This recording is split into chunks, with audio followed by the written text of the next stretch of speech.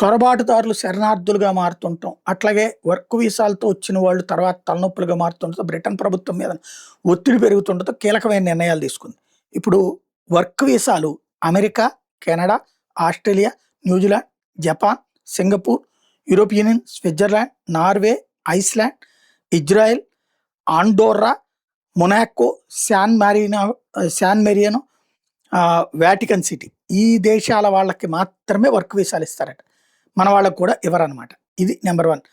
రెండోది వచ్చేటప్పటికి red list ఒకటి ఏర్పాటు చేసింది. వాళ్ళకి పొరపాటు కూడా ఎవరు వర్క్ వీసాలేమో గ్రీన్ లిస్ట్లో ఉన్న వాళ్ళ వరకే ఇస్తారు.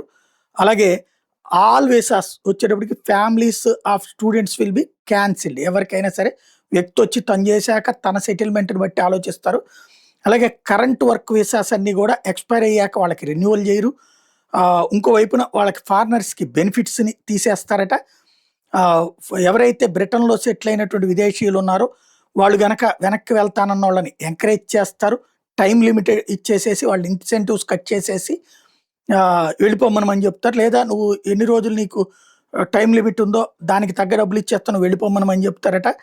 అలాగే ఓవర్ స్టే వాళ్ళని అరెస్ట్ చేసి మరి పంపిస్తారట. లైక్ మొన్న అమెరికా వాడు పంపించేసినట్టుగా. ఓవరాల్గా బ్రిటన్ చట్టాలని అంగీకరించే వాళ్ళు మాత్రమే అక్కడ ఉండాలి. అలాగే కంపెనీ పేరుతో ఉండే వీసాలు మాత్రమే యాక్సెప్టెడ్. విదేశీ రాజకీయ నాయకులకి నిషేధం. అమెరికా ఇదే పాకిస్తాన్ వాళ్ళు, బంగ్లాదేశ్ వాళ్ళు అందరూ అక్కడే ఉంటారనమాట. అలాగే వేరే అక్కడ నిరసనలు వేరే దేశానికి సంబంధించి నిరసనలు చేస్తే కనుక పంపించేస్తామని చెప్తున్నారు అనమాట.